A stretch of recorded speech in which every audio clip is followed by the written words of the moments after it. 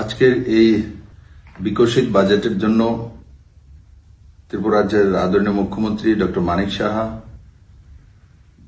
অর্থমন্ত্রী শ্রী প্রণজিৎ সিংহ রায় এবং ক্যাবিনেটের সমস্ত সদস্যকে আমি অনেক অনেক সাধুবাদ জানাই, শুভেচ্ছা জানাই।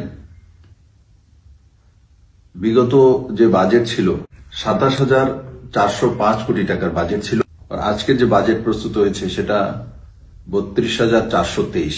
তার মানে আগের বাজেট চাইতে लगभग 20% বেশি। तो ये बजट दर्शाता है যে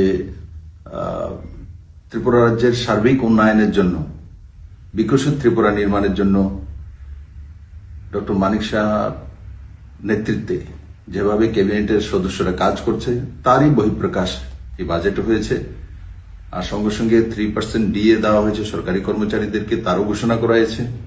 ত্রিপুরাতে বড় মাত্রায় সরকারি কর্মচারী রয়েছে, এরা যখন লাভান্বিত হয় সে টাকাটা বাজারে আসে, আম আদমির কাছেও পৌঁছায় কোনো না কোনো ভাবে।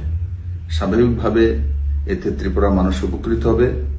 বাজেট এক সকারাত্মক বাজেট, আর অন্তিম জন থেকে নিয়ে মধ্যমবর্গীয় সব দিকেই নজর রেখে বাজেটকে প্রস্তুত করা হয়েছে।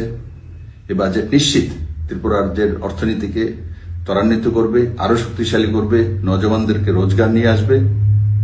আমি এই বাজেট প্রস্তুতের জন্য আবারও আদরণীয় মুখ্যমন্ত্রী এবং তার ক্যাবিনেটকে অনেক অনেক শুভেচ্ছা জানাই, ত্রিপুরাবাসীকেও সাধুবাদ জানাই।